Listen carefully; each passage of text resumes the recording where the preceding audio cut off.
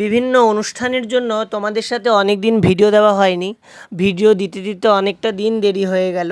এই গোটা ভিডিওটা তোমরা যদি দেখো তাহলে বুঝতে পারবে যে আমি কেন এতদিন ভিডিও দিইনি। এই ভিডিওটা রথযাত্রা উপলক্ষে। তো রথযাত্রার ঠিক একদিন আগে আমি গেছিলাম বালুরঘাটে এক জায়গায় রথ মহোৎসবে। তো তার আগে আমি সন্ধ্যাবেলায় গেছিলাম জগন্নাথের শ্রীবিগ্রহ আনতে। সেখানে গিয়ে একটি মন্দিরকে দর্শন করলাম। আরেক ভক্তের বাড়িতে প্রভু রাসবিহারীকে দর্শন করে চলে গেলাম জগন্নাথকে নিয়ে আসার জন্য। সেখানেও বিভিন্ন দেবালয়, বিভিন্ন শ্রীবিগ্রহ দর্শন হলো। এরপর কিন্তু আমি জগন্নাথকে নিয়ে এবং যে বাবার সঙ্গে গেছিলাম ওই বাবার বাড়িতেই জগন্নাথ নিত্য সেবিত হবে, 12 মাস থাকবেন। এই জগন্নাথকে সঙ্গে করে নিয়ে কিন্তু আমি ফিরছি। এই যে প্রভু জগন্নাথ, এই জগন্নাথকে ভালোবাসে না এরকম কোনো সনাতনী নেই। প্রভুকে যিনি দেখেন সবাই আকৃষ্ট হন। প্রভু তো পতিত পাবন। আমার মতন পতিত তো প্রভুর কাছে যেতে চায় না, কিন্তু প্রভু মনে মনে ভাবেন যে আমি তোমার কাছে আসব, তুমি না আসতে পারলেও আমি ঠিক তোমার কাছে আসব। এই যে ভগবান আমাদের জন্য এতটা ভাবেন, তার জন্যই কিন্তু প্রভু পথে নামেন এবং রথে আরোহণ করে আমার মতন অধম পতিতদেরকে সবসময় প্রভু উদ্ধার করতে থাকেন। প্রভু জগন্নাথের কথা বলতে গিয়ে আমার মনে পড়ল যে পুরীর সিংহদ্বারের বাইরেও কিন্তু একটি জগন্নাথ মন্দির আছে, বা ছোট্ট করে জগন্নাথের শ্রীবিগ্রহ করা আছে। সেখানে পতিতপাবন জগন্নাথ বলে আমরা ডাকি বা জানি। যেজন বা যারা সেই জগন্নাথের কাছে যেতে পারে না, প্রভু কিন্তু তাদেরকে ওই বাইরের থেকেই দর্শন দেন। কথা অনুসারে রাজা রামচন্দ্রদেব এবং জগন্নাথ দেবের একটা খুব সুন্দর কাহিনী রয়েছে। চলো আজকে তোমাদের সাথে সেই জগন্নাথের কথাই আলোচনা করি। প্রায় অষ্টাদশ শতকের সময়ের কথা।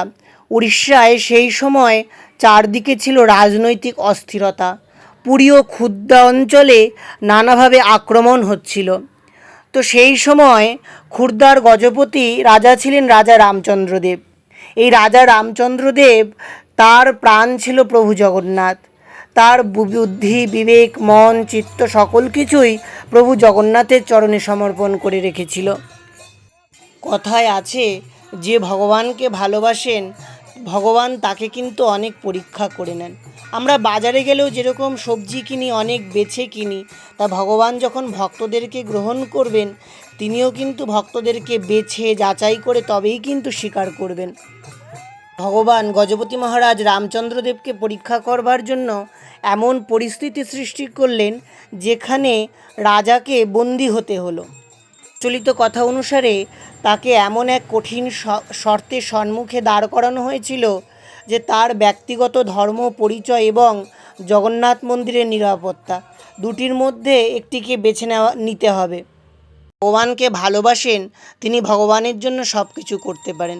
তিনি সব কিছু ত্যাগ করেও জগন্নাথ মন্দিরের নিরাপত্তাকে বেছে নিলেন। ভক্তের কাছ থেকে সব কিছু কেড়ে নিলেও তার হৃদয়ের প্রেমকে কিন্তু কাড়া যায় না। তার হৃদয় মন্দিরে যে জগন্নাথ ভক্তি ছিল, জগন্নাথ প্রেম ছিল, তা কিন্তু কখনোই বদলায়নি। তিনি সবসময় হা জগন্নাথ বলে ক্রন্দন করতেন। কিছুদিন পরে রাজা যখন পুরীতে ফিরে এলেন তখন তার জন্য সবথেকে বড় আঘাত অপেক্ষা করছিল। কারণ জগন্নাথ মন্দিরে তো অন্য ধর্মের মানুষদেরকে প্রবেশ অধিকার দেয় না, শুদ্ধ সনাতনীদেরকেই একমাত্র জগন্নাথ দেবের প্রবেশ অধিকার রয়েছে। তিনি গজপতি মহারাজ হয়েও তিনি কিন্তু জগন্নাথের দর্শন করতে পারলেন না। তার জীবনে এর থেকে বড় আঘাতের আর কিছু ছিল না। রাজার চোখে তখন জল, যে আমার প্রভু জগন্নাথ, যাকে আমি নিত্যদিন দর্শন করতাম, তাকে আমি আর দেখতে পাবো না। তিনি আকুল হয়ে লুটিয়ে পড়লেন মাটিতে, কাঁদতে লাগলেন, প্রভু একবার তুমি আমাকে দেখা দাও, তোমাকে ছাড়া আমি বাঁচব কী করে, তোমাকে ছাড়া আমার বাঁচার কোনো উপায় নেই। ভগবান ভক্তের আকুলতা, আর্তনাদ সহ্য করতে পারলেন না। মহাপ্রভু জগন্নাথের হৃদয় স্পর্শ করল গজপতি মহারাজের সেই আর্তনাদ। প্রভু থাকতে পারেন, ভক্ত যখন ডাকেন ভগবান তখন ছুটে আসেন। তিনি জগন্নাথ, তিনি জগতের নাথ, তিনি পতিত পাবন, তিনি ভক্তবৎসল, তিনি দীনবন্ধু, তিনি জগতের উদ্ধারকর্তা। ভক্তের ডাক সাড়া না দিয়ে ভক্তকে উপেক্ষা করে তিনি যাবেন কোথায়? তিনি প্রতিদিন রাত্রেবেলা করে এসে সেই সিংহদ্বারের সামনে দাঁড়িয়ে থাকতেন এবং অশ্রু বর্ষণ করে হা জগন্নাথ, হা দীনবন্ধু, হা লীলাদ্রিনাথ বলে কাঁদতেন। আর প্রভুও সেই রাত্রেবেলা গর্ভগৃহের থেকে বেরিয়ে এসে তার সাথে বাইরে বসে অনেকক্ষণ গল্প করতেন, তাকে দর্শন দিতেন। এই স্মৃতিকেই ধরে রাখার জন্য এই বাইরে কিন্তু জগন্নাথ মন্দির তৈরি করা হয়েছে। এই জগন্নাথের নাম রাখা হয়েছে পতিতপাবন জগন্নাথ। যে জন জগন্নাথ মন্দিরের ভিতরে প্রবেশ করতে পারবে না, যে জন জগন্নাথকে দর্শন করতে পারবে না, সে বাইরের থেকেই কিন্তু ওই জগন্নাথের সেই অপার স্বরূপকে দর্শন করে, পূর্ণ ব্রহ্মময় স্বরূপকে দর্শন করে সেও কিন্তু উদ্ধার হয়ে যাবে।